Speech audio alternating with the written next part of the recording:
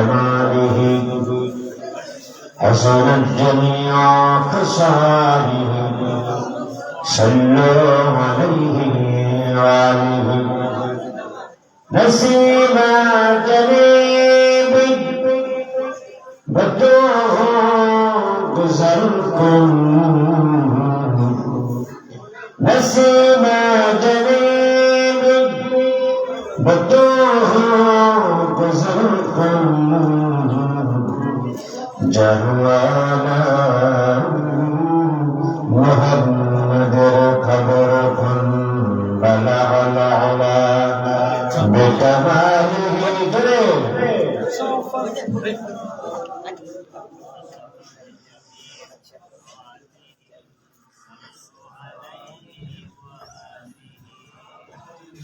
বাবা তুমি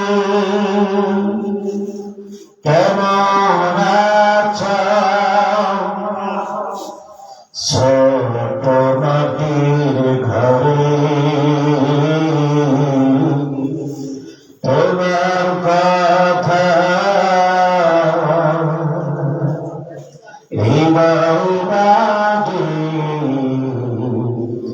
পড়ছে বাড়ি বাড়ি পড়ছে বাড়ি বাড়ি বাবা তুমি কেমন আছো ছোট মাটির ঘরে তোমার কথা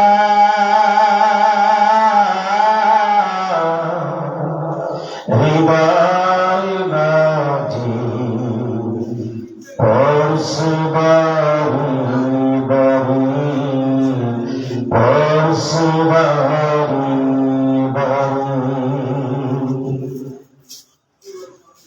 কত আদর কত স্নেহ তোমার কাছে পেলাম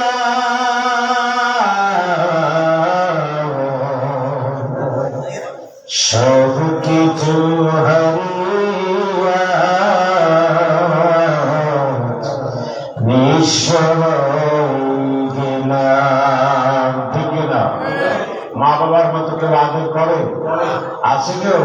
তাহলে সবাই আমার সাথে পড়ো, সবাই আমার সাথে মহাব্বতের সাথে পড়ো, যাতে করে মা বাবার কবর আযাব মাফ হয়ে যায়।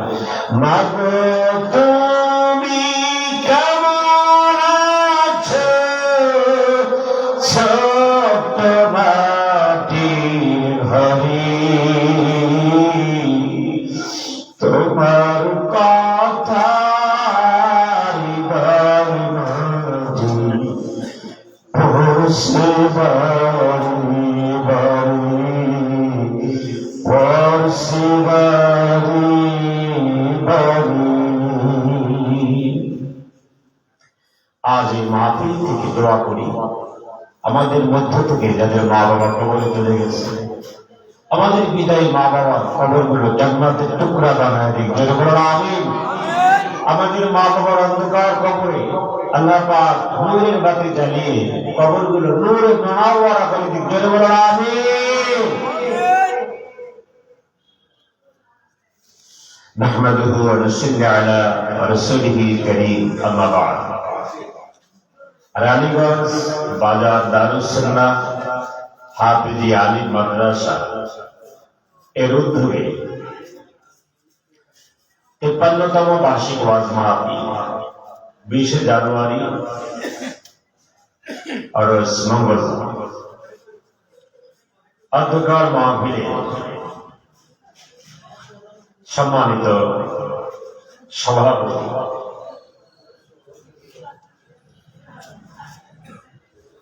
অনেক জনের নাম, সভাপতি কি জনাব হাজী আব্দুল খালিক সাহেব আমেরিকা প্রবাসী, সবাই সভাপতির দায়িত্ব পালন করেন। জনাব হাজী মোহাম্মদ মুখতার মিয়া সাহেব ইসলামপুর, জনাব হাজী মোহাম্মদ আরজু মিয়া সাহেব রানীগঞ্জ বাজার, জনাব শাহ জামালুল্লাহ মুখতার সাহেব নোয়াগাঁও, জনাব হাফিজ মোহাম্মদ বশির আহমেদ সাহেব গন্দরপুর, জনাব মোহাম্মদ গুলজার মিয়া সাহেব, সভাপতি, গভর্নিং বডি অত্র মাদ্রাসা। প্রধান অতিথি ছিলেন উস্তাদুল মুহাদ্দিস ওয়াল মুফাসসিরিন আল্লামা নজমুদ্দিন চৌধুরী সাহেব ফুলতলি দামাত বারাকাতুহু বারাকাল্লাহু ফি হায়াতি। সকল বড় আমিন। অবসরপ্রাপ্ত অধ্যক্ষ বাদের দেওরাইল ফুলতলি কামিল মাদ্রাসা। আমার পূর্বে আরো চমৎকার আলোচনা করেছেন আলহাজ মাওলানা আব্দুল মজিদ পিরিজপুরি সাহেব। আরো অতিথি রয়েছেন, স্টেজে রয়েছেন স্থানীয় এলাকার সুনামধন্য গণ্যমান্য ব্যক্তিবর্গ, অনেক গেস্ট রয়েছেন যাদের নামের সাথে পোস্টারের নামে হয়তো মিল করতে পারবো না, যেহেতু আমরা স্থানীয় নয়, সেহেতু সকলকে মোবারকবাদ। আরো মোবারকবাদ জানাচ্ছি অত্র মাদ্রাসার সম্মানিত প্রিন্সিপাল হুজুর জনাব মাওলানা মোহাম্মদ আবু সাইদ সাহেব, অধ্যক্ষ ভারপ্রাপ্ত রানীগঞ্জ বাজার দারুস সুন্নাহ আলী মাদ্রাসা। আরো রয়েছেন আমাকে যিনি বিশেষ করে ইনভাইট করেছেন যারা মাওলানা হুজুরের নাম আব্দুল কাদের সাহেব, উপাধ্যক্ষ সাহেব অত্র মাদ্রাসা। আরো রয়েছেন আমার সম্মুখভাগে বসা ইসলাম বিরোধী জনতা, এবং আমার পাশে রয়েছেন আমি যেখানে খাওয়া দাওয়া করলাম অনেক মার্জিত ব্যক্তিত্ব জনাব আনোয়ার সাহেব। আল্লাহ পাক সকলকে দ্বীনের জন্য, ইসলামের জন্য কবুল করে। আমি মহিলা প্যান্ডেল আছে, মহিলারা আপনাদের উপস্থিতি দেখে আমি হতাশ বলতে কি বলবো, কোন জায়গা থেকে বলবো বুঝি না, যে মাহফিলের এই অবস্থা থাকে, মহিলা প্যান্ডেল তাও দেখলাম না, পুরুষ প্যান্ডেল এই অবস্থা। আমার ভাইরা যদি পারেন আশেপাশের স্বেচ্ছাসেবক যে ভাইরা রয়েছেন, বিনতি ভাবে আপনাদের কাছে অনুরোধ, কিছু মানুষ আপনারা রিকোয়েস্ট করে দেখেন জান্নাতের বাগানে আনতে পারেন কিনা। ভালো কাজে সহযোগিতা করলে সমান সব, কথা বলেন ঠিক কিনা? মাহফিল ভালো কাজ না খারাপ কাজ? আরো জোরে বলেন। আমরা যেখানে বসা, এখন এই জায়গাটুকুকে জান্নাতের বাগান বলেছেন বিশ্বনবী মুহাম্মদ রাসূলুল্লাহ সাল্লাল্লাহু আলাইহি ওয়াসাল্লাম। সুতরাং জান্নাতের বাগানে জান্নাতীরা আসবে, চেষ্টা করে একটু নিয়ে আসেন। তো সকলের প্রতি হৃদয় নিগ্রহ সালাম, যারা আশেপাশে ডানে বামে বা প্যান্ডেলের আশেপাশে রয়েছে, সকলের প্রতি হৃদয় নিগ্রহ সালাম। সালামের জবাব প্রাণবন্ত যেন পাই, এই প্রত্যাশা থেকে সালাম দিলাম। আসসালামু আলাইকুম ওয়া রাহমাতুল্লাহ। আমাদের সালামের অভ্যাস নেই, এখন সালাম বাদ দিয়ে টাটা ভাই ভাই আছে না নাই? টাটা টাটা, ঠিক কথা বলেন না কেন? জান্নাতের মধ্যে টাটা আছে? আরো জনে বলেন আছে? জান্নাতের মধ্যে ঝগড়া আছে, কূটনীতি। মানুষ এখন করে কি জানে, কেউ ভালো হইলে তার নিচে টানে, পা ধরে কি করে নিচে টানে, যেন উপরে না উঠতে পারে। অর্থাৎ মানুষ মানুষের মঙ্গল চায় না, এই কারণে হারাহানি, মারামারি, কাটাকাটি। আল্লাহ পাক বলেছেন জান্নাতের মধ্যে এগুলো নাই। জান্নাতের মধ্যে কি আছে? ইল্লা কিলান সালামান সালামা। জান্নাতে শুধু সালাম আর সালাম। মারহাবা, আফসুস সালাম আলাইকুম। নবীজি বলছে তোমরা ক্যাম্পেইন করো, সালামের অ্যাডভাইস করো, ঘরে বাইরে ছেলে মেয়েকে সালাম শিক্ষা দাও। কি বিমানবন্দরে আছে টাটা বাই বাই, এগুলো ইসলামের কালচার না, মুসলিমদের কালচার হতে পারে না, কথা বলেন ঠিক না? সেজন্য আমি সালাম, আপনি সালামের অপেক্ষা করবো না, আগে আগে সালাম দেবো ইনশাআল্লাহ। কোন তরিকার, কোন দলের, কোন জায়গায় গেলি এখন মাথায় কোন তরিকার টুপি, এটা আগে দেখা, এটা আমাদের প্রত্যাশা না, কথা বলেন ঠিক না? কবরে কি মাথা টুপি দেখা হবে? আরো জোরে বলেন। কবরে দেখা হবে আমল, কি দেখা হবে? আমল দেখা হবে। তো আমল সালাম দিলে নেক হয় না গুনাহ হয়? সালাম হুজুরকে দিলে সওয়াব হয় আর পাবলিককে দিলে সওয়াব হয় না। তার মানে সালাম আপনি যাকে দিলেন তার সেখানে আপনি সওয়াব পাবেন। এই জন্য দল দেখা লাগবে না, তরিকাও দেখা লাগবে না। কথা বলেন ঠিক কিনা?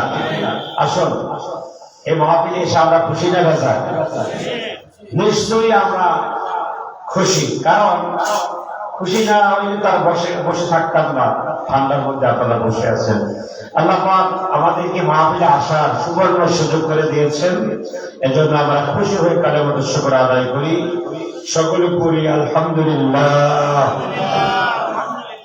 তাতেও শব্দ নাই, আরো যদি বলি আলহামদুলিল্লাহ।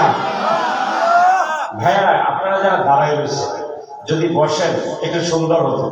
প্লিজ প্লিজ আপনারা যদি বসেন, ওখানে না এখানে, তাহলে দেখছেন তারা সরে যাচ্ছে, তারা সরে যাচ্ছে। তার মানে মাহফিলে বসলে বিপদ, মাহফিলে বসলে কি শোনেন, আমরা বুঝি না, না বুঝিয়া যা করি তা তো ওইরকম। এক মুরব্বী বাজার থেকে একটা ফুল প্যান্ট আনছে। কি প্যান্ট? ফুল প্যান্ট আছে না? এই প্যান্টটা আনার পরে একটু বড় হয়েছে, গিটের নিচে পড়ে। গিটের নিচে পড়লে নামাজ পড়া ওই প্যান্ট দিয়ে আওয়াজ করে বলে পারা যায়। মুরব্বী মানুষ উনি স্ত্রীর কাছে গেছে, দিদি তুমি আমার এই প্যান্টটা একটু কেটে দাও। দিদি বলতে আছে, দেখো না আমি কোরআন শরীফ পড়ি, এসব নামাজ পড়া পড়া আমি কোরআন শরীফ পড়ি। এখন কেউ পড়ে, আগে পড়ে। কথা বলবে কেন? দিদি বলতেছে আমি কোরআন শরীফ পড়ি। কোরআন শরীফ পড়া শেষ হইলে দেখি পারা যায় কিনা। মুরব্বী মনে করছে দিদি আমার প্যান্ট কাটবে না। মুরব্বী গেছে মেয়ের কাছে, মেয়ের কাছে নিয়ে বলে মাগো বাজার থেকে প্যান্ট খরিদ করছি, একটু বড় হয়েছে, কেটে দাও। মেয়ে বলতেছে বাবা আগামীকাল আমার পরীক্ষা, খুব ব্যস্ত, পড়তে আছি, পড়ার শেষে যদি পারি দেখা যাবে। তারপরে গেছে পুত্রবধূর কাছে, গিয়ে বলে বৌমা আমার প্যান্টটা কেটে দাও। বৌমা বলতে আছে বাবা আপনার নাতি নিয়ে আমি ব্যস্ত, নাতি সামলাইতে আমি ব্যস্ত, নাতিকে ঘুম করাই যদি পালিয়ে কাটবো। আমার ভাইরা কথা কি খেয়াল করেন আপনারা? তো ধীরে ধীরে সবার কাজ শেষ হয়েছে। স্ত্রীর কোরআন শরীফ পড়া শেষ, শেষ না? তিনি একটা সিজার নিয়ে কেসে নিয়ে স্বামীর প্যান্ট কাটতে গেছে। প্যান্ট কাটতে গিয়া জিজ্ঞাসা করে নাই কতটুকু কাটবো, আর উনিও বলে নাই কতটুকু কাটবা। উনি মোটামুটি 5 ইঞ্চি কাটছে। কয় ইঞ্চি? কথা কর না, 5 ইঞ্চি কাটছে। এরপরে মেয়ের পরীক্ষার পড়া শেষ, 1টা বাজে, ঘুমাবে। চিন্তা করছে আগামীকাল পরীক্ষা, যদি বাবার কথাটা না শুনি, বাবা বর্তমান দিলে তো পরীক্ষা ফেল, তাই বাবার প্যান্টটা কেটে ঘুমাই। মেয়ে কেসে নিয়ে এবার মেয়ে আর 1 ইঞ্চি বেশি গেছে। কয় ইঞ্চি গেছে? 6 ইঞ্চি গেছে। এরপরে পুত্রবধূ চিন্তা করতে আছে, এই কথা যদি শ্বশুরে আমার স্বামীর কাছে বলে যে একটা কথা বলছি রাখে নাই, প্যান্ট কাটে নাই, তাহলে রাগারাগি করবে। যাক আমি ঘুমাবার আগে কথাটা রাখি।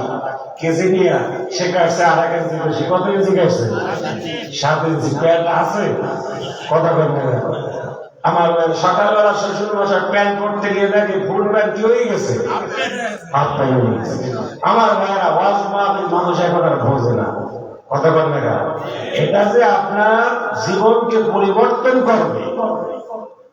আপনার আমার যে শিক্ষা আমরা টেলিভিশন রেডিও রাস্তাঘাটে পাই, ওইটা তো ভাই শিক্ষা না। কথা বলবে না। আপনার সেমিনার হয়, সুদ ঘুষ কিভাবে আপনি ব্যবসা করবেন এই পলিসি শিক্ষা দেয়। আপনি মিটিং এ গেলেন, সেখান থেকে ব্যবসা শিখলেন, আপনি সুদি লেনদেন করলেন, ব্যবসা বাড়ালেন, টাকা পয়সা বাড়লো। বলেন আপনি বিপদ বাড়ালেন না আপনার নাজাতের পথ পাইলেন? কোনটা করলেন? বিপদ বাড়লো না? আচ্ছা বলেন তো, দুনিয়ায় যার টাকা পয়সা বেশি তার বিপদ বেশি না রিক্সাওয়ালার বিপদ বেশি?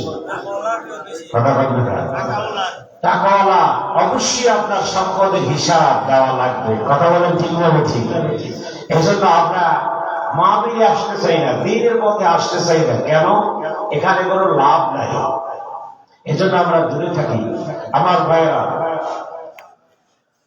আমরা এমন একটা কিতাব থেকে কিছু কথা শুনবো যেই কিতাবে লাভ হয়, কোন সন্দেহ নাই। আসুন আমি আপনাদের খেদমতে সূরাতুল কিয়ামত চারটি আয়াতে কারিমা তেলাওয়াত করেছি। কোরআন শরীফের ৭৫ নম্বর সূরাতুল কিয়ামত, ৪০টি আয়াত, 2টি রুকু। আর এটি নবী করিম সাল্লাল্লাহু আলাইহি সাল্লাম মক্কি জীবনে অবতীর্ণ হয়েছে। মারহাবা বলুন। আমরা কিসের কথা শুনবো? কোরআনের কথা না বানানো কথা? আরো জোরে বলেন। আমরা বানানো কথা শুনতে শুনতে তৃপ্তিবোধ সেখানেই করি, কোরআনের কথায় মজা পাচ্ছি না। অথচ আল্লাহ পাক নবীজিকে বলছেন, ফাযাক্কির বিল কুরআনি মান ইউখাফু আইব। হে নবী, আপনি যদি কাউকে ভয় দেখান, খফি মানে ভয়, মান ইউখাফু আইব, নবী আপনি যদি কাউকে ভয় দেখান, আযাবের কথা বলেন, গজবের কথা বলেন, তা বলবেন কোরআন থেকে। কি থেকে? আর জোরে বলেন। সুম্মা লাকাতানা মিনহু লাতির। আপনি যদি কোনো কথা বানাইয়া এবং বানাইয়া বলেন, তাহলে আপনার সার রক কেটে দেব। আল্লাহ নবীর কাছে একদিন ইহুদিরা আসছে, বলে ইয়া রাসূলুল্লাহ, ইহুদিরা তো রাসূলুল্লাহ বলে না, বলছে মুহাম্মদ আপনি কি বলতে পারেন ইউসুফের ঘটনা? আপনি কি জানেন ইউসুফ সম্পর্কে?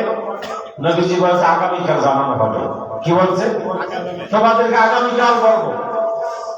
আমার ভাইয়েরা, আগামীকাল ইহুদিরা আসছে, নবীজি আজকে ঘর থেকেই বের হয়নি। কেন জানেন? আমার ভাইয়েরা, আল্লাহ পাক ওহী বন্ধ করে দিয়ে জিবরাইল কি বলছে, জিবরাইল তুমি আর মক্কায় যাবাই না। তার কারণ মুহাম্মদ সাল্লাল্লাহু আলাইহি সাল্লাম আগামীকাল কিভাবে বলবে ইউসুফ সম্পর্কে? আমি যদি না জানাই দেখি সে কিভাবে বলে। বন্ধুরা আমার, 15 দিন ওহী বন্ধ ছিল। কতদিন?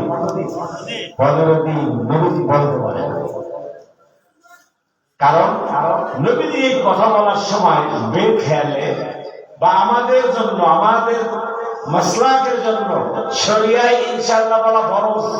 ইনশাআল্লাহ বলা কি বলা উচিত ছিল? ইনশাআল্লাহ আগামীকাল বলবে। তার মানে আল্লাহ ছাড়া কেউ কিছু বলার ক্ষমতা রাখে না। নবীজি যা বলছেন তা আল্লাহ তাকে জানাইছেন, তারপরে বলছেন। কথা বলেন ঠিক কিনা? নবীজি সব জানেন, সব বলতে পারেন। আসমান জমিন জান্নাত জাহান্নাম সব খবর নবীজির কাছে আছে। কিভাবে? নবীজিকে আল্লাহ জিবরাইলের মাধ্যমে জানিয়েছেন। কথা বলেন ঠিক কিনা? এটা হলো আকীদা, এই বিশ্বাস রাখা ফরজ। আবার এটা না যে নবীজি গায়েব জানেন, সব খবর নবীজি জানেন জিবরাইলের মাধ্যমে, জিবরাইল জানিয়েছেন। তার মানে শোনেন, কোন কথা বানিয়ে বলা যাবে না কোরআনের বাইরে। আল্লাহ পাক বলেছে, হাযা বায়ানুল লিন-নাস ওয়া হুদা ওয়া মাউইযাতাল লিল-মুত্তাকিন। আমি কোরআনে বয়ান দিয়া, আল্লাহ পাক বলে আমি ওয়াজ করছি মানুষের জন্য, আমি সেই ওয়াজ কোরআনে লিখে দিয়েছি। ও মানুষেরা, কোরআনের বাইরে কোনো ওয়াজ করিও না। সুবহানাল্লাহ। কোরআনের ওয়াজ চলে। আমার ভাইরা, আসুন আমরা আল্লাহ পাকের কোরআন থেকে সূরা কিয়ামত কয়েকটি আয়াত কারিমা তেলাওয়াত করেছি। এর অনুকূলে যদি প্রয়োজন আসবে ইনশাআল্লাহ সূরাতুল বাকারা 275 নম্বর আয়াত কারিমা, সুদ ঘুষের ব্যাপার। এরপরে সূরাতুল কাসাস, এখান থেকে কয়েকটা আয়াত দিয়ে আমি আপনাদের জন্য একটি টপিক সাজিয়েছি। বুঝতে পারছেন? এলোমেলো বিক্ষিপ্ত কোনো কথা নয়। কোরআনকে গ্রামাটিক্যাল কথা বলতে হবে, সাজাতে হবে। কোরআন টু কোরআন, কোরআন বিল হাদিস, এর মধ্যে আলোচনা করবো ইনশাআল্লাহ। আমাকে বলার মতো যোগ্যতা, বলার মতো আকল, বলার মতো মেধা এবং সাবলীল সরলভাবে ব্যাখ্যা করার তৌফিক দান করে। বলেন আমিন। আর আপনাদের মুখ খুলতে হবে, জবান খুলতে হবে। জবানের দাম আছে না নেই? আর ধরে বলেন জবানের দাম কেমন আছে জানেন? বদরের যুদ্ধে নবীজি গেছে 313 জন দিয়া, আর আবু জাহেল আসছে কত নিয়া? এই মুরব্বী কি সব জানে? আপনাদের উর্দু জানেন না? বাজারের নাম কি? নজরুল ইসলাম ভাই। যেমন নাম তেমন কাম। নজরুল ইসলাম কার নাম? তাও জানে না। আমাদের জাতীয় কবির নাম কি? কাজী নজরুল ইসলাম ভাই। ভালো নাম, উত্তর দিচ্ছে। আপনার উত্তর দিয়ে বদরের যুদ্ধে নবীজি 313 জন সাহাবী নিয়ে গেছে, আবু জাহেল নিয়ে গেছে 1000। মুখ খুলতে হবে, এভাবে কেলাস হয় না ভাই। তো এই যুদ্ধে যদি অস্ত্র বলেন, জনবল বলেন, শক্তি বলেন, সেই হিসেবে জয় হওয়ার কথা ছিল আবু জাহেলের, ঠিক না? কিন্তু আবু জাহেলকে সেই যুদ্ধে কাম করে দেওয়া হয়েছে, জানেন আপনারা? তাও মনে হয় জানেন না। আবু জাহেল নবীজির মাথা আনতে গেছিল বদরের যুদ্ধে। গভীর মনোযোগ। আল্লাহ নবী বলছে, সাহাবীরা তোমরা ফাঁকা ফাঁকা থাকবা। কি থাকবা? ফাঁকা ফাঁকা। 5-7 হাত পর এক একজন থাকবা, যাতে করে কাফেররা মনে করে এরাও 1000 খানের আছে। সুবহানাল্লাহ। আর অমর তোমার মাধ্যমে তাকবীর চাই। তাকবীর দিলে কি হয় জানেন? কাফের মুশরিক বেঈমানদের কলিজার মধ্যে ক্ষেপণাস্ত্রের মতো আঘাত করে। তাকবীর দেওয়া হলো। তাকবীরের ধ্বনিতে প্রকম্পিত হয়ে আবু জাহেল কাবু হয়ে গেল। আবু জাহেল চিন্তা করলো, মুসলমান তো হাজার কয়েক হাজার, তাকবীর এত বড় হবে কেন? আবু জাহেলের পায়খানা হয়ে গেছে। আবু জাহেল রিসেন্টলি আমাশ হয়ে গেছে। বিশ্বাস করেন তাকবীরে কি পাওয়া? শাহজালাল ইয়ামিনী রাহমাতুল্লাহ আলাইহি রাজা গৌর গোবিন্দের ধরাশায়ী করছে কি দিয়া? কথা বলো না। আযানের প্রথম শব্দ কি? আল্লাহ পাকে কি বলে? তাকবীর বলে। কি বলে? আযানের প্রথম দিকে আল্লাহ পাক দেওয়ার সাথে সাথে রাজা গৌর গোবিন্দ কান তা ওমর রাদিয়াল্লাহু তাআলা তাকবীর। পায়খানা করতে করতে দৌড়েছে শয়তান। আবু জাহেল তার দৌড়তে পারে নাই, কোথাও উঠতে পারে না। আর কাম শেষ। প্রত্যেকটা যুদ্ধক্ষেত্রে মেডিকেল টিম থাকে। আবু জাহেলের স্ত্রী হেন্দা আবু জাহেল নিয়ে গেছে ডাক্তারের কাছে। ওদের কাছে ডাক্তারের কাছে গিয়ে বলে, ডাক্তার একটু চিকিৎসা দেন। কি চিকিৎসা? বলে আমার স্বামীর অবস্থা কায়ে হয়ে গেছে। তাকবীর শুনিয়ে কি হয়েছে? রিসেন্টলি পাতলা লেখা হয়ে গেছে। কেমন পাতলা লেখা? না আবু জাহেলের স্ত্রী হেন্দাও কিন্তু রাগী। কি ছিল? রাগী ছিল। ডাক্তার বললো না কেমন পাতলা? না বুঝিবা, না বুঝলে ওষুধটা কেমন দিব? ডাক্তার আমার স্বামী আবু জাহেলের যে পাতলা পায়খানা, ওই পাতলা পায়খানা দিয়ে তুমি গুলি করতে পারো। এমন ধরাশায়ী করা হয়েছে মুসলমানের তাকবীর দিয়ে। সেই তাকবীর দেওয়া যাবে? কথা বলেন না। আযানের তাকবীর আজকে হয় না জোরে হয়? আরো জোরে বলেন। নবী করিম সাল্লাল্লাহু আলাইহি ওয়াসাল্লাম তাকবীর জোরে বলার জন্য, দূরে পৌঁছানোর জন্য বেলালকে পাহাড়ে উঠাইতো। মিনারে শুনতে আসলে কি মিনার ছিল সময়? পাহাড়ের উপরে উঠাইতো, তাকবীর প্রকম্পিত হয়। পাহাড়ে অলি গলি মারিয়ে সারা মক্কা মদিনায় পৌঁছে যায়। সেই তাকবীর আমরা দিতে পারবো না?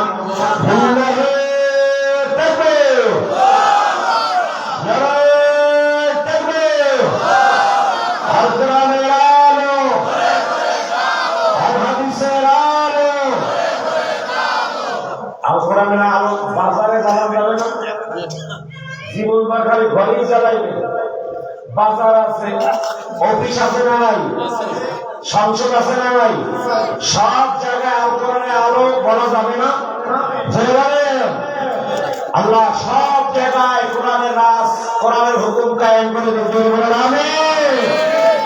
সম্মানিত হাজির, আমি আপনাদের মাইকের শব্দটা এলোমেলো হয়ে গেল। শুরুতে তো ভালো ছিল আমার ভাই। আমি সূরাতুল কিয়ামত 4টি আয়াতে কারিমা তেলাওয়াত করছি। বলতে পারেন হুজুর কিয়ামতের আয়াত দিয়ে তো কিয়ামতের কথা বলবেন না ভাই।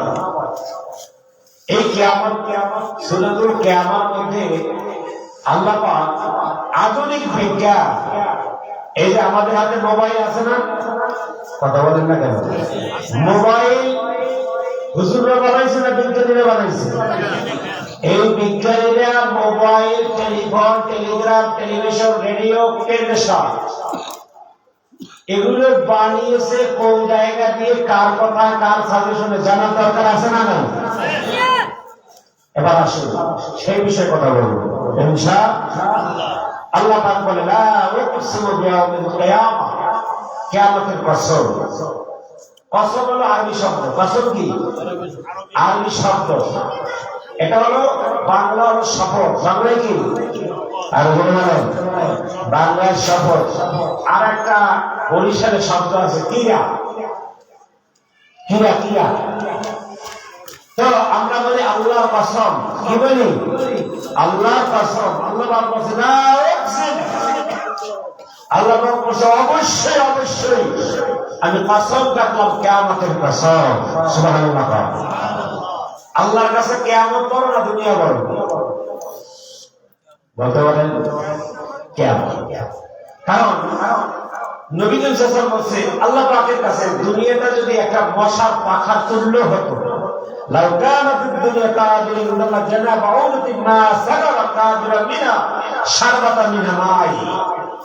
আল্লাহ পাকের কাছে দুনিয়াটা যদি একটা মশার পাখা তুল্য হতো, তাহলে দুনিয়া থেকে আল্লাহ পাক একটা কাফের এক গ্লাস পানিও খেতে দিত না। সুবহানাল্লাহ। তার মানে একটা মশার পাখা, মশার পাখা দেখছেন কোনদিন? খালি চোখে দেখা যায়? আল্লাহ পাক বলেন একটা মশার পাখার সমান না দুনিয়াটা আল্লাহর কাছে। সুবহানাল্লাহ। কিয়ামতটা তার কাছে ইম্পর্টেন্ট। আল্লাহ পাক বলে না সেই কিয়ামতের কসম কাটছে। আল্লাহকে দুনিয়ার কসম কাটছে কেন জানেন? কথা না না, কারণ দুনিয়াটা একটা কি? আমার হায়াতুদ দুনিয়া মাতাউল গুরুর। দুনিয়াটা একটা নাটক। নাটকের সত্য আর মিথ্যা, সব মিথ্যা। এক নায়ক জীবনে কতবার বিয়ে করছে নাটকের মধ্যে? অরিজিনালে কি বিয়ে করে? তার মানে নাটক মানে কি? মিথ্যা। নাটক মানে কি? মিথ্যা। আমার হায়াতুদ দুনিয়া ইল্লা মাতাউল গুরুর, ধোঁকা। দুনিয়াকে ধোঁকা দেয়গা। আল্লাহ যেন দুনিয়ার কোনো শপথ খাবে না। সুবহানাল্লাহ। বাজারে যারা আছে এরা দুনিয়ার জন্য আছে না আখিরাতের জন্য? দুনিয়ার জন্য। কথা বলেন না। বাজারে যারা আছে মার্কেটে ঘোরাফেরা করে তারা দুনিয়ার জন্য। অথচ আল্লাহ পাক বলে তুমি যার জন্য কেনা বেচা করতে আসো ভালোবাসার টানে, কিন্তু ভালোবাসাটা হলো একটা নাটক ছলনা। তুমি যেদিনকে মারা যাবে তোমার স্ত্রী, তোমার সন্তানেরা সেদিনকার সেই রাতে তোমাকে তোমার ঘর থেকে নামিয়ে দেবে। কথা বলেন না কেন? তোমাকে সে রাতে নামিয়ে দোকানে যাবে সাদা কাপড় আনবে। তুমি স্ত্রীর জন্য গয়নাগাটি কেন বিদেশ থেকে লক্ষ লক্ষ টাকা গহনা আনো, অথচ তোমার স্ত্রী তোমার জন্য সাদা কাপড় আনতে ছেলেকে পাঠাবে, ভাইকে পাঠাবে। আমার ভাইরা, এক ছেলে যাবে খাটিয়া আনতে, আর এক ছেলে যাবে বাঁশ কাটতে। তোমাকে ওই রাতে পালিয়ে মাটি চাপা দেওয়া হবে। আরে মন আল্লাহ এই জন্য বলছে আমার হায়াতুদ দুনিয়া মাতাউল গুরুর। দুনিয়ার মিথ্যা ছড়ানোর দেয় না। আর বোকার মতো মার্কেটে করে কোরআনের মাহফিল বাদ দিয়ে আল্লাহ বুঝাতে চেয়েছেন দুনিয়াটা কিচ্ছু না, একটা মশার পাখার তুল্য না। সুতরাং আসুন আল্লাহ পাকের জান্নাতের বাগানে আমরা এসে জমে বসি, কিছু কোরআন থেকে কথা শুনি। আল্লাহ আমাদের কবুল করুন, বলুন আমিন। আমার ভাই দামি আল্লাহ পাকের কাছে মহামূল্যবান কিয়ামত, সেই কিয়ামতের কসম যেটা আল্লাহ পাক বলল লা উকসিমু বিয়াউমিল কিয়ামা, কিয়ামতের কসম, কিয়ামত দিবসের কসম। ওয়া লা উকসিমু নাফসিল লাওয়ামা।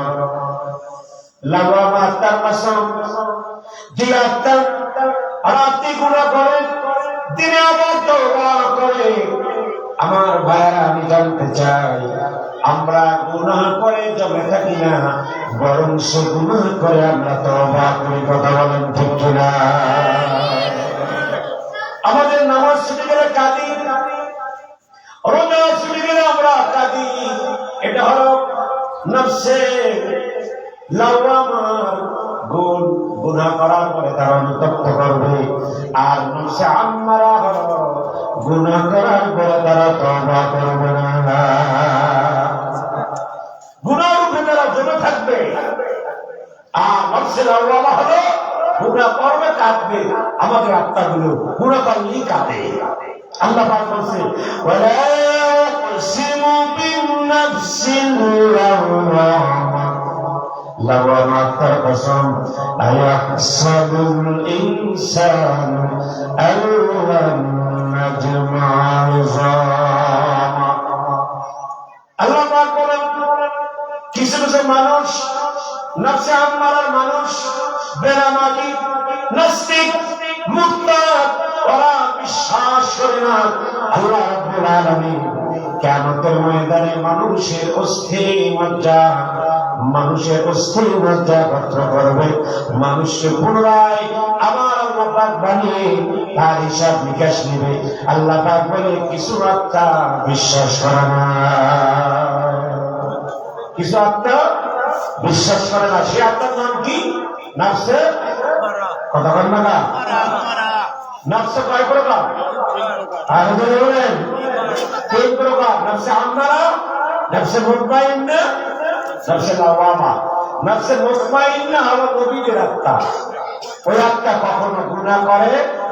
আওয়াজ করে, নবীদের আত্মা গুনাহ করে? নবীদের আত্মা গুনাহ করে না। তারা ইস্তেকামত থাকে, তারা গুনাহ করার ইচ্ছে পোষণ করে না। ইস্তেকামত থাকে, তারা কখনোই গুনাহ করে না। কোন শয়তানও তাদেরকে গুনাহ করাতে পারে না। ওই আত্মার নাম কি? নফসে মুতমাইন্না। সবাই বলে নাম কি? নফসে মুতমাইন্না। আর আমাদের আত্মার নাম কি? নফসে লাওয়ামা। গুনাহ করে আবার তওবা করে, গুনাহ করে আবার। আর নফসে আম্মারার কাজ কি? শুধু গুনাহ করবে, শুধু কি করবে? তওবা করবে। আল্লাহ পাক বলেন,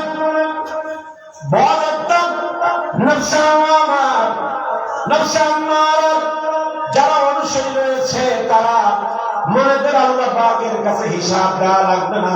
আল্লাহ আমাদের দাঁড় করাতে পারবেন না কিয়ামতে।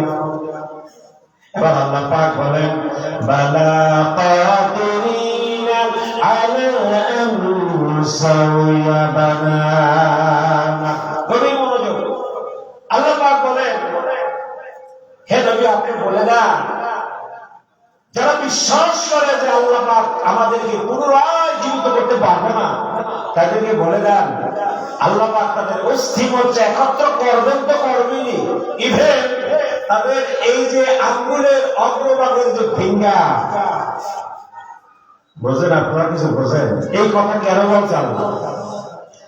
ভাইরা আমার, মুরব্বীরা যারা লেখাপড়া জানতো না, তারা আগে নাম লেখার জায়গায় টিপ দিত। কথা বলেন ঠিক কিনা? এখন সেই টিপকে বলা হয় ফিঙ্গার। কি বলে? তাহলে যারা লেখাপড়া জানে তারা কিন্তু এখন সাইন করার পর ফিঙ্গার নেয় কি নেয় না? তার কারণ হলো সাইন বা স্বাক্ষর জাল হতে, নকল হতে, কথা বলেন না আপনারা? কিন্তু আঙ্গুলের ফিঙ্গার নকল হওয়ার সম্ভাবনা নাই। এইটা এখন বিজ্ঞান বলে। কারা বলে? আঙ্গুলের ফিঙ্গার কে আবিষ্কার করছে জানেন? উইলিয়ামস, ব্রিটিশ বিজ্ঞানী, 1877 সালে। আমার ভাইয়েরা, ব্রিটিশ বিজ্ঞানী জন উইলিয়ামস কোরআন শরীফের সূরাতুল কিয়ামত 4 নম্বর আয়াত তেলাওয়াত করে ক্যান্সেলেশন করল। এরপরে অনুধাবন করলো কেন আল্লাহ এই আঙ্গুলে ফিঙ্গারের কথা বলল কিয়ামতে আল্লাহ রাব্বুল আলামিন কোটি কোটি হাসরবাসী কিয়ামতের ময়দানে দাঁড়াবে। আল্লাহ পাক বলে দেবে, আপনি বলে দেন আমি দুনিয়ায় মানুষের ফিঙ্গার যেভাবে রেখে এসেছে, আমি দুনিয়ার ফিঙ্গারের সঙ্গে ওই বান্দার আখিরাতের ফিঙ্গার আমি মেলাইয়া দেব। আর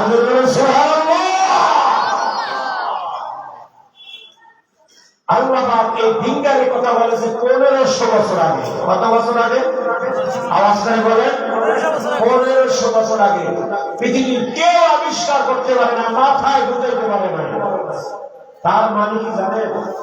এই কোরআন শরীফের ট্রান্সলেশন, ব্যাখ্যা, বিশ্লেষণ মাথায় ঢুকাইতে হয়ে অক্সফোর্ড, আজহারি ছাড়া, আজহার বিশ্ববিদ্যালয় ছাড়া এগুলো মাথায় ঢুকে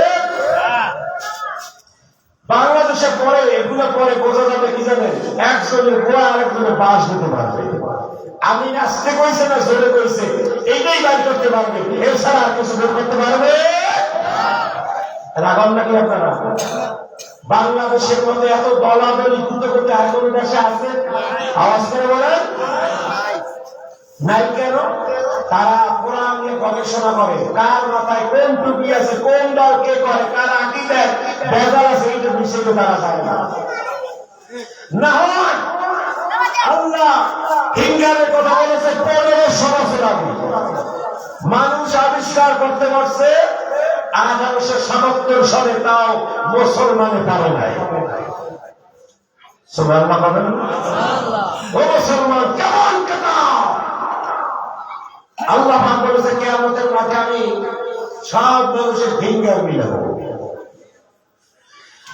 আপনারা বলেন দুনিয়া আব্দুর রহমান, আব্দুল করিম, আব্দুল গফফার, আব্দুল গফুর ফিঙ্গার দিয়েছে, সরকারের কাছে ফিঙ্গার আছে। আমি আল্লাহ কিয়ামতের মাঠে তাকে পুনরায় যখন জীবিত করব, হুবহু তাকে তার মতোই করব। তার গায়ে যদি তিলক থাকে তিলক থাকবে, এমনকি এই যে আঙ্গুলের ফিঙ্গার, আঙ্গুলের সামনে যে রেখাগুলো রয়েছে, নবী আপনি দেখবেন আমি সকলের ফিঙ্গার কিয়ামতের ময়দানে মিলাইয়া দিব। আমার ভাইয়েরা, এই কথা আল্লাহ 1500 বছর আগে বলছে। ব্রিটিশ বিজ্ঞানী উইলিয়াম যেটা পড়ে তিনি আবিষ্কার করলো ফিঙ্গার, সাইন স্বাক্ষর যা হতে পারে, আল্লাহ যেহেতু বলছে ফিঙ্গারের কথা, সেহেতু পৃথিবীতে কারো ফিঙ্গারকে জাল করতে পারবে এই সেই কোরআন।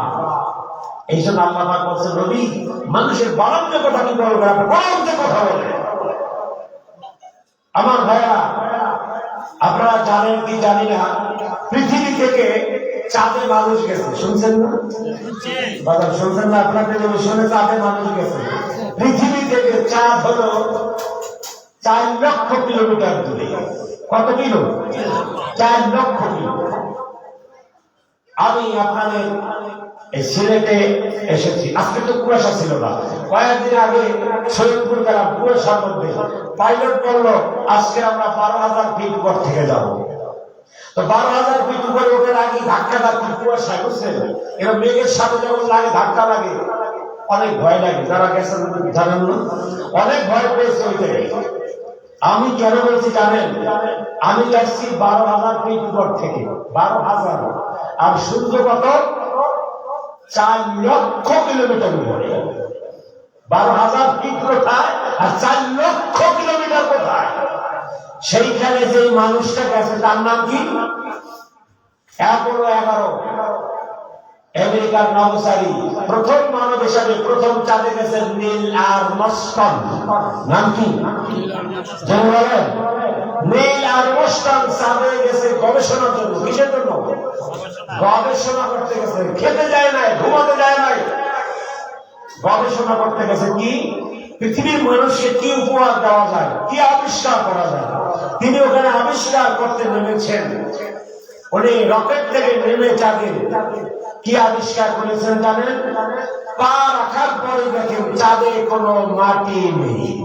চাঁদে কোনো জোরে বলেন।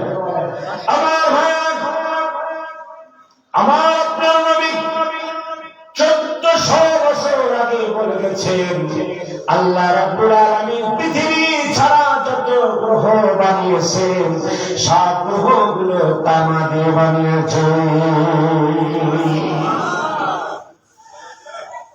এখন বলেন, আমার নবীর হাদিস আপনি আর মুসলিম চাঁদে গিয়ে যে কথা বলছে মিলেছে কি মিলে নাই?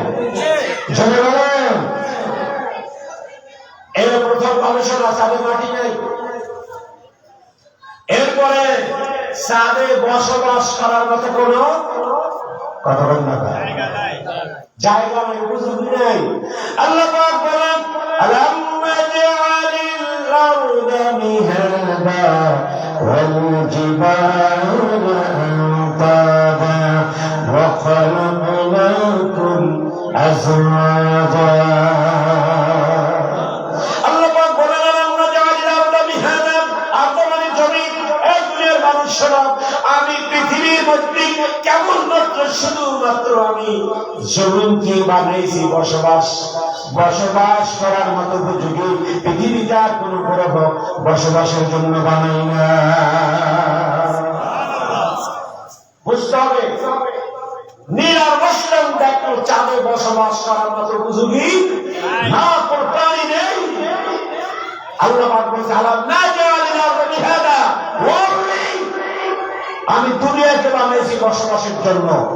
নীলা মুসলিমের গবেষণা আর কোরআনের কথা মিলেছে কি মিলে না?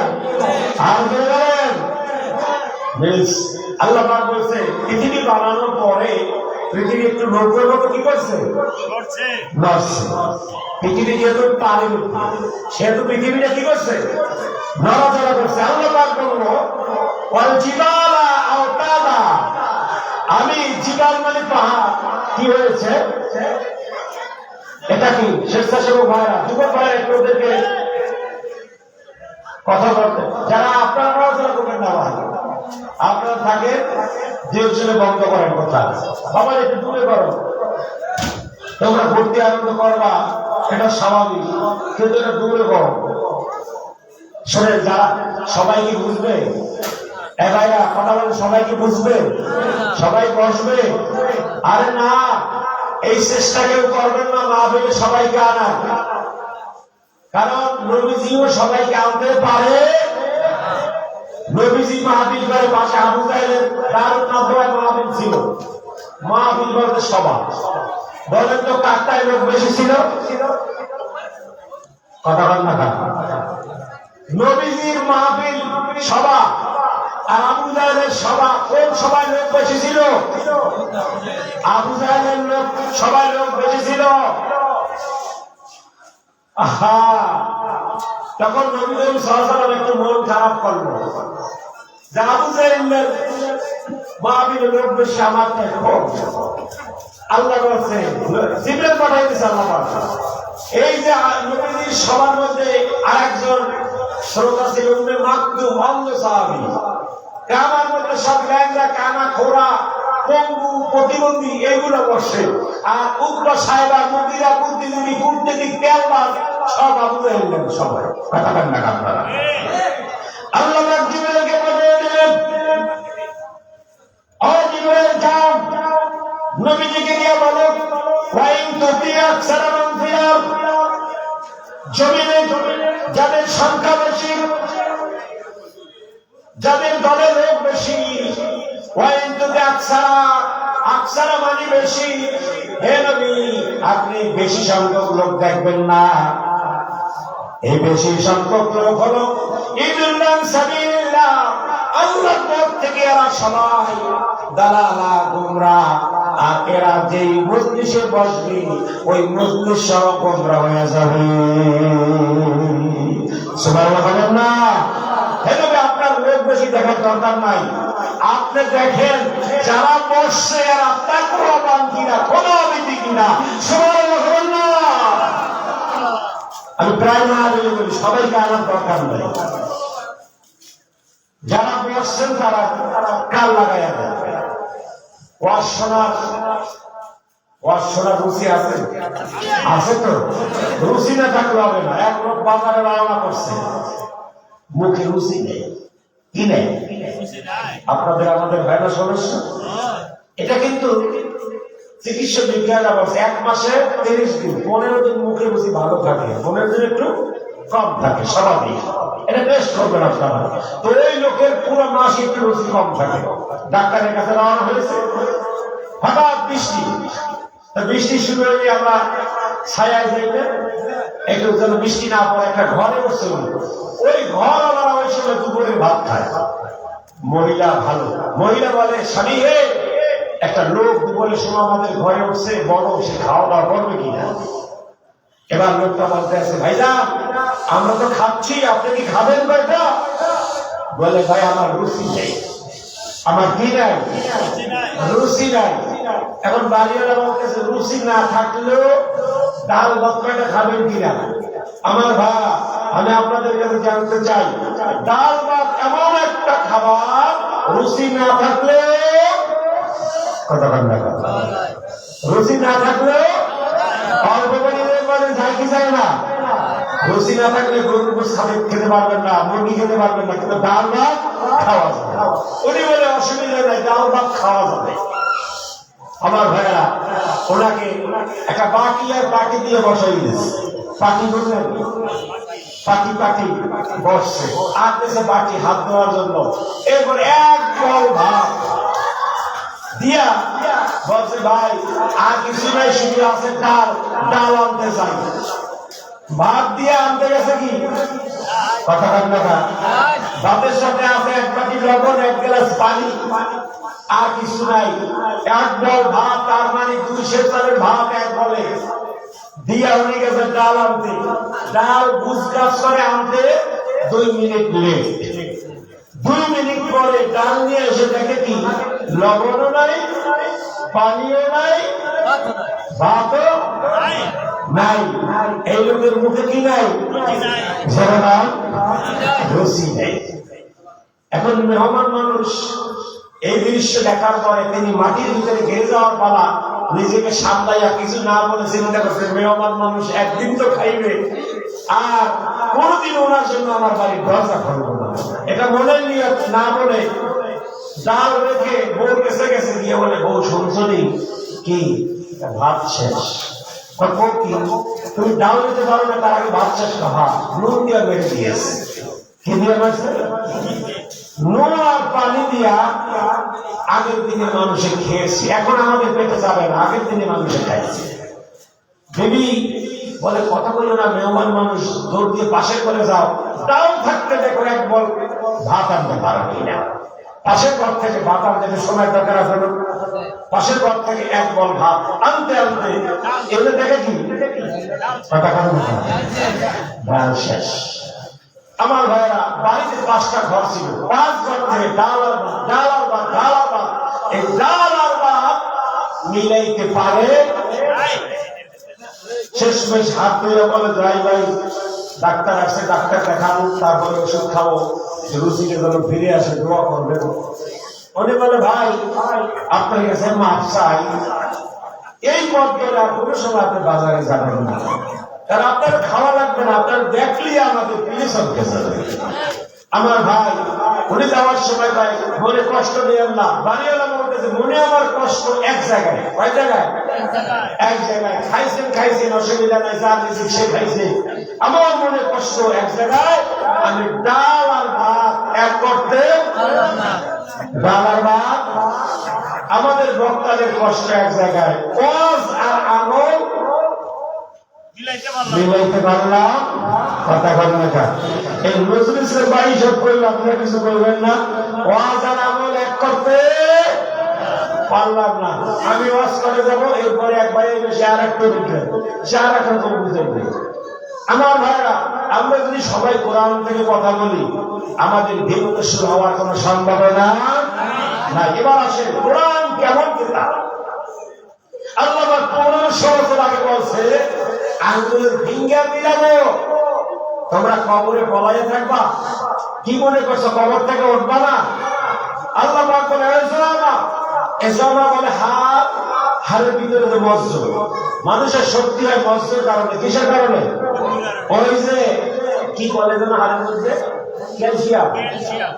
আল্লাহ পাক বলে দেবে, আপনি বলেন মানুষ মরে যাওয়ার পরে কবরের মাটির সাথে তার ক্যালসিয়াম মিলে যায়, হাড় মিলে যায়।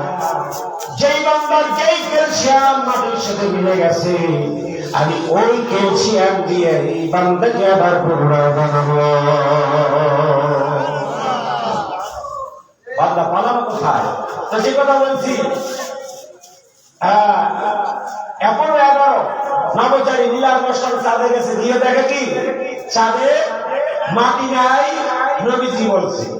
চাঁদে বসবাসের উপযোগী নাই, আল্লাহ বলছে কোরআনে।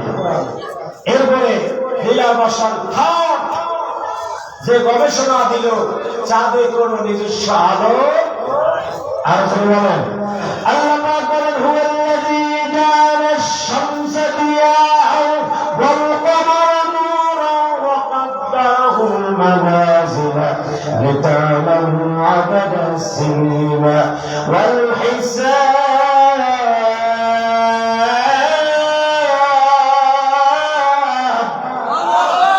আল্লাহ পাক বলে আমি সূর্যকে দীপ্তিমান আলো দিয়ে তৈরি করেছি, কিন্তু চাঁদকে কোন আলো নাই। কথা বলতে চাঁদকে কোন আলো নেই। তার আলোটা কি থেকে? সূর্য থেকে। দিনে সৌর বিদ্যুৎ যেভাবে চার্জ রাখে, ঠিক চাঁদ সেভাবে সূর্যের চার্জ রেখে রাতে আলো দেয়। এই কথা ব্রিটিশরা, এই কথা নীলার মশাল বলেছে 75 বছর আগে, আল্লাহ বলেছে 1500 বছর আগে। সুবহানাল্লাহ বলেন না? আমার ভাইরা, আমরা বিজ্ঞান নিয়ে না ভাই, আপনাদের বিজ্ঞানের হেড কোয়ার্টার হলো কোরআন। সুবহানাল্লাহ বলেন। আমার ভাইরা, নীলার মশাল চাঁদ থেকে জমিনে অবতরণ করে সোজা কোরআনের কাছে চলে আসলো। সোজা কোরআন নিয়ে গবেষণায় বসে বলল, কোরআন নিয়ে রিসার্চ শুরু করে দিল, কোরআন নিয়ে তেলাওয়াত শুরু করে দিল। তেলাওয়াত করতে করতে এক সময় তিনি বলে, কোরআনের রাইটার কে? কোরআনের লেখক কে? জালিকাল কিতাবু লা রাইবা ফি, এমন কোন রাইটার পৃথিবীতে নাই। পৃথিবীতে 20 কোটি কিতাব আছে, কোন রাইটার লেখে নাই এই কিতাবে ভুল নাই, শুধু কোরআনে লেখছে। বলে তার সুবহানাল্লাহ। নীলার মশাল এখন রাইটার বলে, কোরআনের রাইটার কে? তিনি পেয়ে গেছে। কোরআনের রাইটার কে? এবার একজন ইমাম সবের কাছে গিয়া বলে, আমি কোরআন বুঝেছি, কোরআন পড়েছি, কোরআনের মর্ম বুঝেছি। এই পৃথিবীতে 20 কোটি কিতাব আছে, এই কিতাবের মধ্যে সর্বশ্রেষ্ঠ কিতাব হলো কোরআন। ইমাম সাহেব আমাকে বলে, আল্লাহ ইলাহা ইল্লাল্লাহ মুহাম্মাদুর রাসূলুল্লাহ।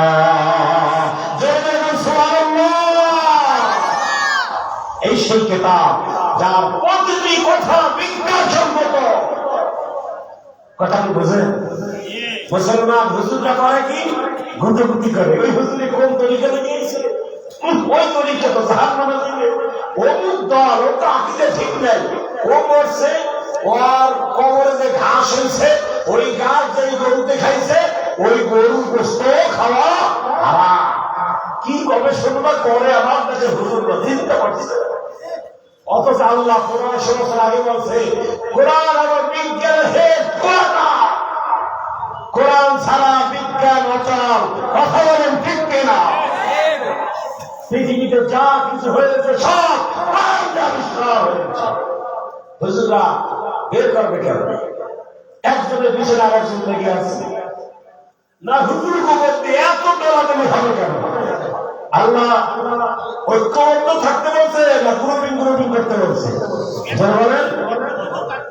আল্লাহ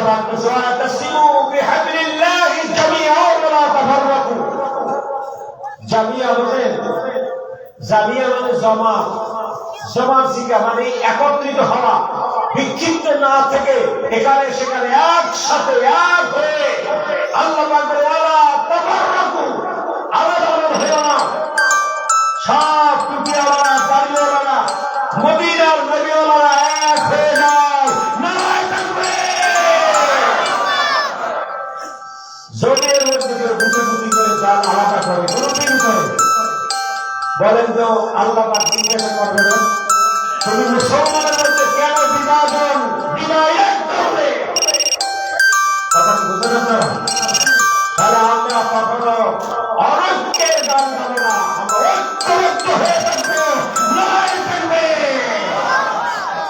ঐক্যবদ্ধ থাকলে কি লাভ? মুসা আলাইহিস সালাম তার জাতির নাম ছিল বনি ইসরাইল। কি নাম ছিল? বনি ইসরাইল। সংখ্যায় ছিল প্রায় 6 লক্ষ।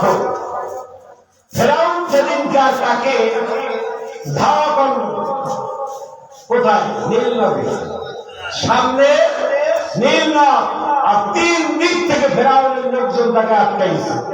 ফেরাউনের সৈন্য 1 লক্ষ, আর মুসা নবীর সাথে কত? 6 লক্ষ। এত লোক থাকার পরে তারা গাড়ি ঘুষাইয়া দৌড়াইছে কেন জানেন? মুসা নবীর মধ্যে গ্রুপ ছিল কত? 72। কত? আপনারা শোনেন নাই মুসা নবীর উম্মত কত দলে বিভক্ত হয়েছে? ইন্নামান কানা ক্বাবলাকুম মিন আহলিল কিতাব ইবতালা সিনতাইন ওয়া সাবঈনা মিল্লাহ। নবীজি বলতে মুসা নবীর উম্মত 72 দলে বিভক্ত, আমার উম্মত দুটাইয়া 73 দলে। কত? 73। মুসা নবীর উম্মত নবীর মানে 72 দল, সংখ্যায় 6 লক্ষ, পিছনে দাওয়া করছে 1 লক্ষ। এখন আল্লাহর কাছে বলে মুসা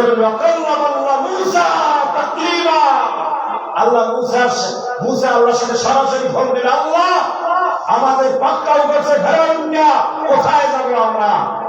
আল্লাহ পাক বলে সামনে কি নদী? আল্লাহ পাক বলে তোমার হাতে কি বাম হাইনি ইলা মুসা আনিদ্রিব বিআসাকিল বাহর, আমার হাতে লাঠি দাও না। লাঠিতে আঘাত দিলে হইবে কি? কথা কম কাজ বেশি, দাও না। আল্লাহ পাক বলে মুসা আঘাত করো। আল্লাহ পাক এর নির্দেশে মুসা আলাইহিস সালাম আঘাত করার পরে একটা রাস্তা হয়েছে। কয় রাস্তা? জোরে বলেন। এক রাস্তা হয়েছে বলে 72 গ্রুপ বলে না, ওই জামাতের রাস্তায় আমরা যাবো না, আমরা চরমনাই বলে না, আমরা খেলাফতের রাস্তায় যাবো না, হেফাজত বলে চরমনাই রাস্তায় যাবো না, জামাত বলে আমরা ইত্যাদি ইত্যাদি কথা কথা। এটা বলে না, করে না, করে না। 72 গ্রুপ এক রাস্তায় যাবে না। আমার ভাইয়েরা, আল্লাহ বলে দেওয়ার একবার যখন এক রাস্তায় যাওয়া না, আর একবার 12 রাস্তা। কত রাস্তা?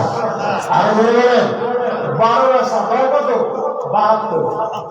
এখনো বুঝি কোথাও বুঝি যাইবেই না, এক রাস্তা মাইল খাইবে, পিঠে সামনে যাবে, তারপরে ওই জামাতের রাস্তা দিয়ে সরবরাহ যাবে না, সরবরাহ রাস্তা দিয়ে জামাত যাবে না। কথা কথা। আল্লাহ তার বলে মুসা তাড়াতাড়ি ওয়াজ করো। আল্লাহ গ্রুপিং পছন্দ করে, যদি গ্রুপিং করে সব থাকবে বাবা, একটা ফেরাউন থাকবে না। তাড়াতাড়ি এক হয়ে রাস্তায় আল্লাহ আল্লাহ নবীদের কাজ হয়েছে জাতিকে একত্রিত করা, আলেমদের কাজ জাতিকে একত্রিত করা।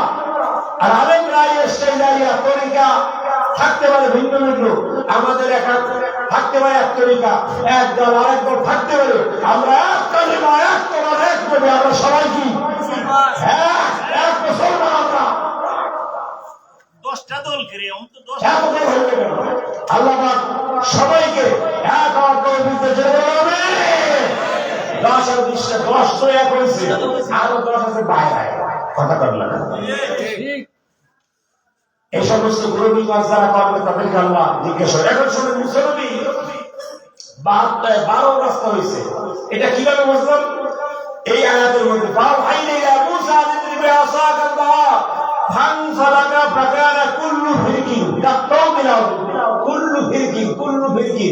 সব আলাদা আলাদা, সব কি কুল্লু ফিরকিন সব আলাদা আলাদা। আল্লাহ এত বড় রাস্তা করছেন, মহা সরব, তার তাওদিল আযীম, আযীমতার সিফাত দিলাম। আল্লাহর আমি বিশাল বিশাল ব্যবস্থা বানিয়ে দিলাম। ছেড়ে করে বলেন সুবহানাল্লাহ। আল্লাহ পাক বলছে গুরুবিন বাড়া ধর্মের বাবা, বিপদের সময় তোমরা ঐক্যে প্রাচীর করে দিল। লিল্লাহি তাকবীর। আমার ভাইরা, আল্লাহ পাক মুসা নবীকে ওহী দিল। ওহী দিল কিভাবে জানেন না? মুসা নবী ছিল তার শ্বশুর বাড়ি হযরত শুআয়ব আলাইহিস সালামের মধ্যে। সেখানে 10 বছর ছিল রাখাল। কি ছিল? কথা বলতে না। আমরা তো সর্বপ্রথম চাকরিটাই চাই কি? ম্যানেজারি পোস্ট। কিন্তু নবীরা সব রাখালগিরি করে তারপরে উপরে আসছে। নবুয়তির আগে সরের কালে 10 বছর রাখাল ছিল। 10 বছর শেষ, সবাই বলে আসসালামু আলাইকুম বাবা, যাও তোমার বাড়ি তুমি যাও। এর মধ্যে তার মেয়ের সাথে বিবাহ হয়েছে সকুরার সাথে, তার বউ লইয়ে যাও। মুসা আলাইহিস সালাম কিন্তু আবার সেই জালাল নবী, উনি খাতা বলে শুনছেইছে। ওই দিনকার ডাক্তার বলছে ওনার স্ত্রী বাচ্চা হবে। কেমন নবী? জালাল নবী কায়বা শ্বশুরি বলছে শেষ খাতা বলে শুয়া দেশে হবে। স্ত্রী কিন্তু প্রেগন্যান্সি, বাচ্চা হবে। অন্ধকারাচ্ছন্ন পথ আমাদের সব আল্লাহর নবী মুসা কালিমুল্লাহ স্ত্রী আর গাঠুরি ব্যাগ নিয়ে রওনা হয়েছে মিশরে। সামনে পাশের দেশ রওনা হয়েছে মিশরে। মিশরে তার নামে ফাঁসির দণ্ড ঝুলতেছে। কথা বলেন ঠিক কিনা? সে এক কীর্তিকে মারছিল। ভাইরা নবীদের হাসির দড়ি ও তার ফুলের মালা। কথা বল ঠিক কিনা? আল্লাহ পাক বলে অসংখ্য নবীকে অন্যায়ভাবে শহীদ করা হয়েছে কালিমার জন্য। সুবহানাল্লাহ। মুসা নবী জানে তার নামে ফাঁসি মামলা, হত্যা মামলা আছে। মুসা নবী রওনা হয়েছে, ওইসব পরোয়া করে না। রওনা হওয়ার পরে ওনার স্ত্রী বলে স্বামী আর পারি না, ব্যথা। এখনকার মেয়েরা তো দৌড়িয়ে সিজার করতে যায়। কথা বল না? এই মহিলার দোষটা পুরুষের দোষ আছে না নাই? সবাই দোয়া করে ছেলেটা যেন ভালো হয়, পরহেজগার আব্দুল কাদের জেলানি হয়। কেমনে হইতে আব্দুল কাদের জেলানি? তোমার সন্তান নরমালি হইতো, স্ত্রীর আবদার রক্ষা করতে তুমি সিজার করতে গিয়ে গ্যাস্ট্রিক ফাঁসে কুচ্চারে চোখ দিয়া তোমার স্ত্রী কি করবো আল্লাহকে ওই পেটে কি আব্দুল কাদের হবেন? কথা বল না। আমার ভাইয়া শোনেন, গভীর রাত, কোন পেটে আব্দুল কাদের জেলানি আসবে আর কোন পেটে আবু জাহেল আসবে শুনলাম। মুসা নবীর স্ত্রীর নাম হযরত সগুরা। সগুরা আলাইহিস সালাম প্রেগন্যান্সি, সন্তান হবে। কোন মানুষজন নাই। স্বামীকে বলছে স্বামী আমার সন্তান প্রসব হবে। এবার মুসলিম বলল চলো একটা বাড়ির মধ্যে আমরা ঢুকি। এবার সগুরা বলে না, আমি কোন বাড়িতে প্রবেশ করবো না। কোন বাড়িতে ঢুকবো না। তার বাড়িতে গেলে পুরুষ আছে না নাই? হে নবী, কতক্ষণ নবুয়ত পায় নাই।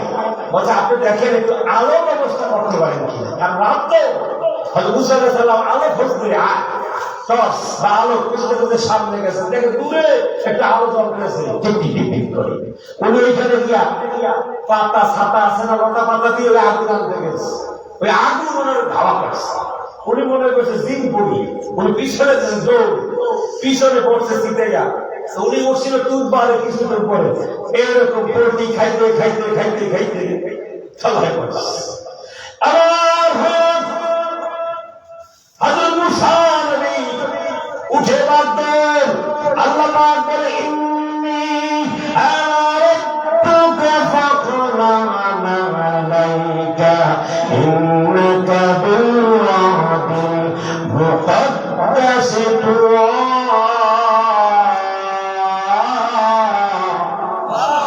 আল্লাহ পাক বলে ইন্নী আরাদতুকা, ও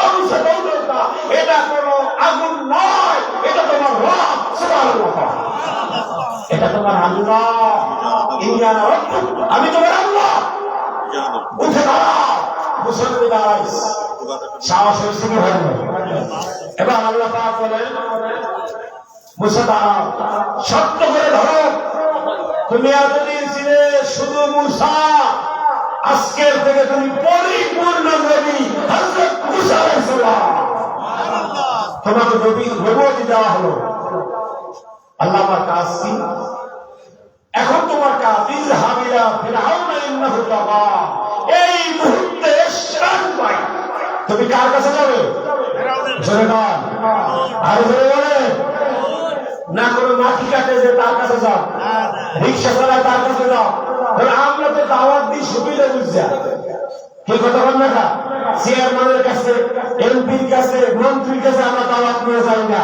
অথচ আল্লাহর নির্দেশ, রাষ্ট্রের দাওয়াত সর্বপ্রথম রাষ্ট্রপ্রধানের কাছে পৌঁছতে হবে।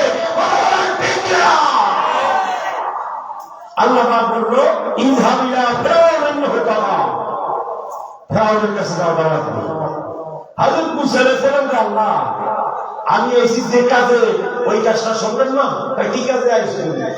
আমি আইছিলাম তো আমার স্ত্রী বাচ্চা প্রসব করবে, আলো ওসাকার ব্যবস্থা আমি করছি। কেমন করছে? তুমি বান্দা, আমি আল্লাহ সুবহানাল্লাহ। মুসা একটা আলো দিয়ে কি করবা? তোমার স্ত্রী সবুরার কাছে আমি জান্নাত দিয়ে আল্লাহ রাব্বুল আলামিন 4 জন নার্স পাঠাইয়া দিয়েছি। মুসা, একজন নার্সের নাম শোনা। একজন নার্স হলো হযরত রহিমা। এরকম জান্নাতি রমণীদের পাঠিয়ে জান্নাতে আঞ্জাম দিয়ে পাঠিয়ে দিয়েছি। ওই চিন্তা তোমার করার লাগবে না, করবে কেউ নেই। আর তুমি দাওয়াত নিয়ে যাও। এর মধ্যে একটা কথা আছে, ইন্ডিয়ানা রক্ত ফাখলানা আলাইকা ইন্নাকা বিল ওয়াদিল মুকদ্দাস তুরা। যখন তুফানের পাশে মুসলমান দাঁড়াইছে, তখন তার পায়ে জুতা ছিল। জোরে বলেন, কে ছিল? আল্লাহ পাক বলেন, মুসা তুমি যেখানে দাঁড়িয়েছ এটা হলো তুফানের প্রদেশ, তুয়া উপত্যকা। আমি আল্লাহ রাব্বুল আলামিন এই তুর পাহাড় এবং তার আশপাশে পবিত্র করেছি। ও মুসা, এইখানে জুতা চলে না। কথা বল, জুতা চলে না। ও মুসা, ফাখলানা আলাইকা, তোমার পায়ের জুতা খুলে তুমি আমার সামনে দাঁড়াও।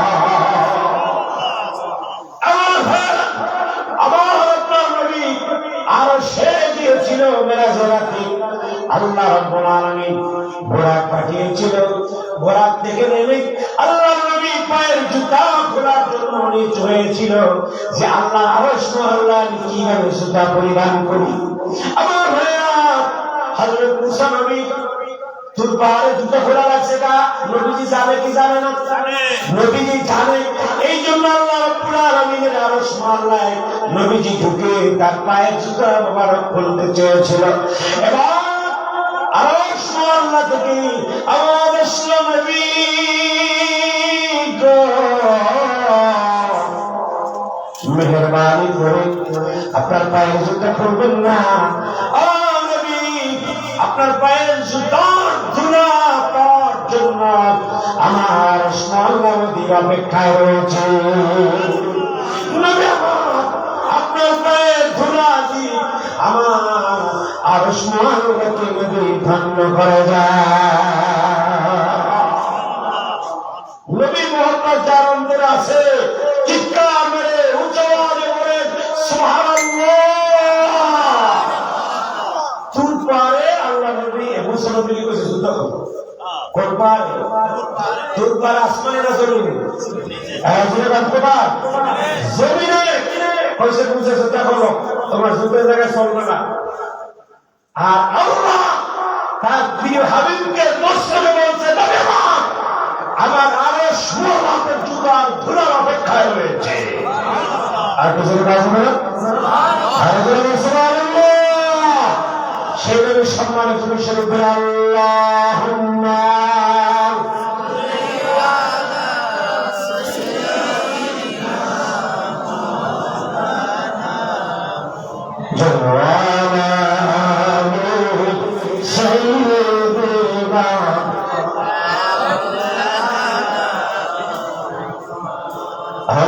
اللهم صل على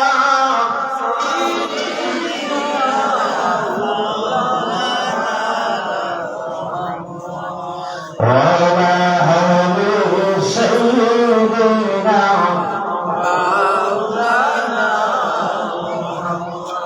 আপনাদের প্রশ্ন হচ্ছে চলবে আমার ভাইয়েরা আমরা কি করবো না মানুষের মধ্যে বিভাজন করবো না ডিবেট করবো না আমরা প্রতিযোগিতা করবো আমলে কিসের আমলের প্রতিযোগিতা করবো আপনি সকালবেলা ফজরের নামাজ পড়ছেন জামাতের সাথে আমি নামাজ পড়তে পারি না আমার টার্গেট থাকবে আগামীকাল আমার নামাজ পড়া জামাতের সাথে পড়া আপনি সকালবেলা কোরআন পড়েন অর্থ সহকারে আমিও টার্গেট করবো কোরআন সমাপ্ত করবো আপনি তাসবিহ পড়েন নজিবা আদায় করে আমিও করবো কিন্তু আমরা প্রতিযোগিতা করি ভিন্নটা কথা বলেন ঠিক কিনা আমার ভাইরা আমি শেষ করে ফেলবো আমি 10 মিনিটের মধ্যে শেষ করে দেব ইনশাআল্লাহ আমি যে কোরআন থেকে বিজ্ঞান আধুনিক বিজ্ঞান ও কোরআনের কথা বললাম এই কোরআন এমন একখানা কিতাব পৃথিবীর শেষ পর্যন্ত চলবে সর্বোপযোগী হয়ে এই কিতাবের মধ্যে আল্লাহ সব বলেছেন কিন্তু একটা কথা বেশি বলেছেন গুরুত্ব দিয়ে বলেছেন বারবার বলেছেন সেইটা কি নামাজ সেটা কি আর বলেন 82 বার কতবার আমি 10 মিনিটের মধ্যে শেষ করে দেব এই নামাজ এটা কি বিজ্ঞান সম্মত না অসম্মত এটা কিভাবে বুঝবেন যেটা বিজ্ঞান সম্মত এবার আপনাদেরকে বুঝাই ভাই আমার বর্তমান চিকিৎসা বিজ্ঞান আপনি যখন ডাক্তারের কাছে যাবেন তখন আপনাকে প্রেসক্রিপশন দিবে নানান পদের ওষুধ দেবে ভিটামিন ই ডি সি সব দেবে সাথে দেবে কি জানেন ব্যায়াম সাথে দেবে কি কথা বলেন না ব্যায়াম দেবে আর বলবে ভাই আধা ঘন্টা ব্যায়াম করবেন সকালে না বিকালে জনগণ সকালে আমার ভাই আল্লাহ 1500 বছর আগে নামাজের কথা আল্লাহ বলেছেন সকালের কথা কখন সকালে ফজরের নামাজ মুসলিম বিজ্ঞানীরা বলেছে একজন মানুষের শরীরে ধমনী জালিকা শিরা সব মিলাই আপনার রোগের সংখ্যা রয়েছে 96,000 কিলোমিটার কতটুকু 96,000 কিলোমিটার বাংলাদেশকে 2 বার বেষ্টনী দেওয়া যায় বাংলাদেশের আয়তন হলো 56,000 আর আমার আপনার তার রোগের পরিমাণ কত 96,000 কিলোমিটার চিকিৎসা বিজ্ঞান বলে যদি কখনো বাধাগ্রস্ত হয় কোন তারে কোন রোগে রক্ত পৌঁছাতে তখনই মানুষ শেষ করে কি করে জনগণের অথবা অবশ্যই যায় আমার ভাইয়েরা মুসলিম বিজ্ঞানীরা বলেছে কোন মানুষ সকালবেলা ঘুম থেকে উঠে ফজরের নামাজের জন্য যদি মসজিদে যায় ওযু করে যখন সে নামাজ পড়ে নামাজের জন্য যখন সে রুকু থেকে সিজদায় চলে যায় মুসলিম বিজ্ঞানীরা বলে মানুষের দেহের মধ্যে 96,000 কিলোমিটার তার আল্লাহ ওই সিজদার মাধ্যমে ওই ব্যায়ামের মাধ্যমে 96,000 কিলোমিটার রক্ত সব জায়গায় আল্লাহ রক্ত পৌঁছায়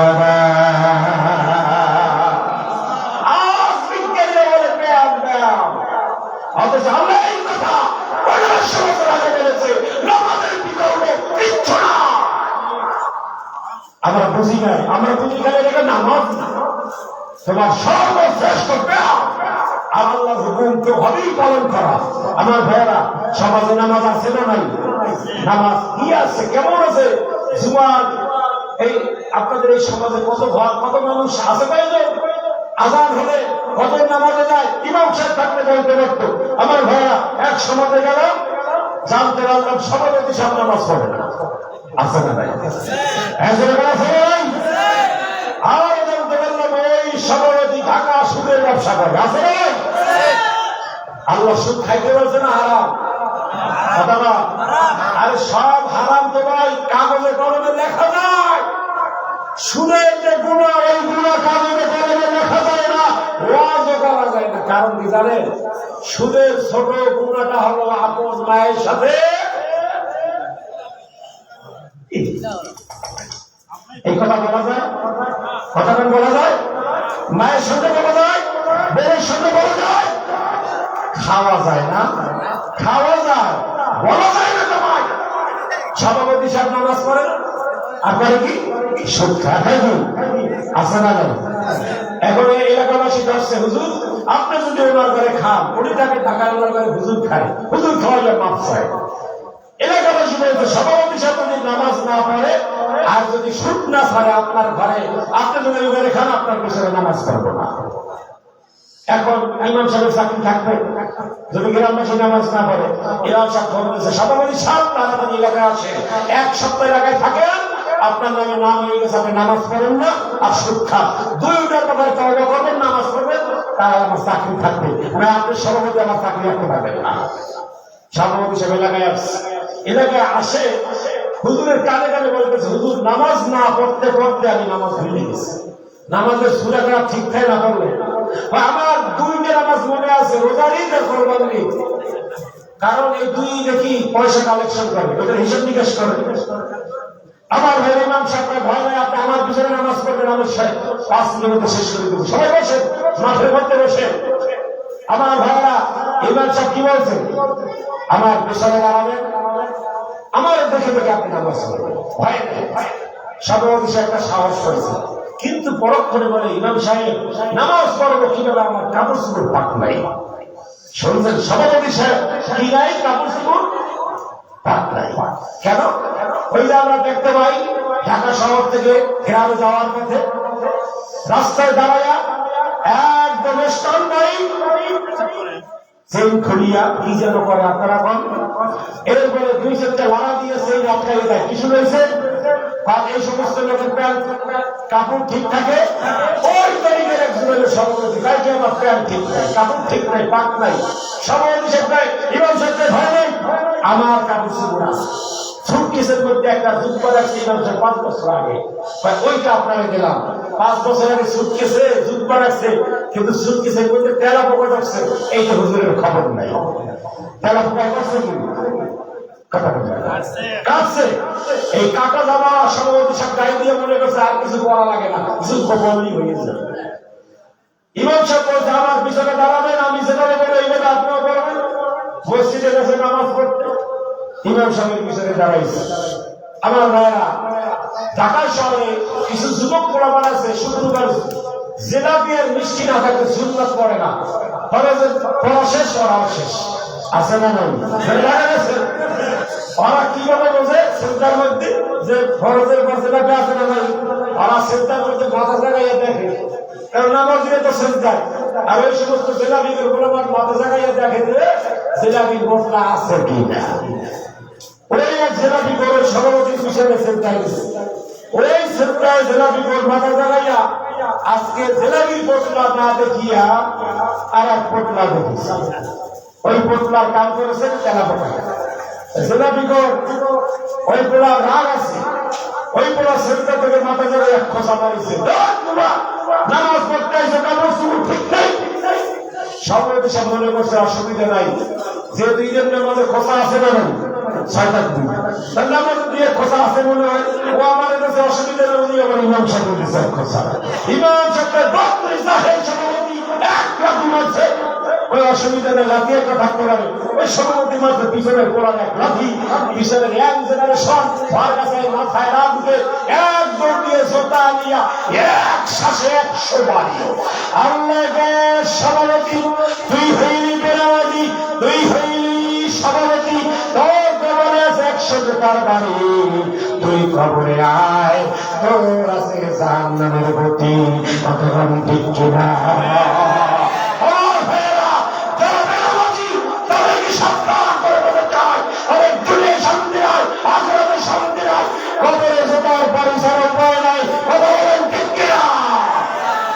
আমরা চাই রাষ্ট্রীয় নামাজ কায়েম হোক, ঠিক কিনা? জোহরের আজানের পর কোন ব্যবসা বাণিজ্য অফিস আদালত খোলা থাকতে হবে না, রাষ্ট্রীয়ভাবে ফরমান হয়ে যাবে। আজান হলে প্রত্যেকবার এই পুরুষের মসজিদে যাওয়া লাগবে। কে রাজি আছেন? দুই হাত উঁচু করে আল্লাহর দেখান, নারায়ে তাকবীর। আল্লাহ আমাদের পাঁচ ওয়াক্ত নামাজ পড়ার তৌফিক দাও, রাষ্ট্রীয়ভাবে নামাজ কায়েম করে দাও, রাষ্ট্রীয়ভাবে কোরআনের হুকুমত কায়েম করে দাও। আমিন আমিন। ওয়া আলাইনা ইল্লাল বালাগ। আসসালামু আলাইকুম ওয়া রাহমাতুল্লাহি ওয়া বারাকাতুহু। আমার আচরণে কথায় ভাষায় কিছু কষ্ট করে কথা ক্ষমা সুন্দর দৃষ্টিতে ক্ষমা আলাইনা। নারে তাকবীর, আল্লাহু আকবার, নারে রিসালাত, ইয়া রাসূলুল্লাহ, আহলে সুন্নাত ওয়াল জামাত, জিন্দাবাদ জিন্দাবাদ জিন্দাবাদ জিন্দাবাদ, আহলে সুন্নাত ওয়াল জামাত। বিশাল বিশাল আগমন, শুভেচ্ছার স্বাগতম, শুভেচ্ছার স্বাগতম, বিশেষ বিশেষ আগমন। মাহফিল কমিটির পক্ষ থেকে সালাম শুভেচ্ছা, সালাম শুভেচ্ছা। মাহফিল কমিটির পক্ষ থেকে, এলাকাবাসীর পক্ষ থেকে সালাম শুভেচ্ছা, সালাম শুভেচ্ছা। এলাকাবাসীর পক্ষ থেকে নারে তাকবীর।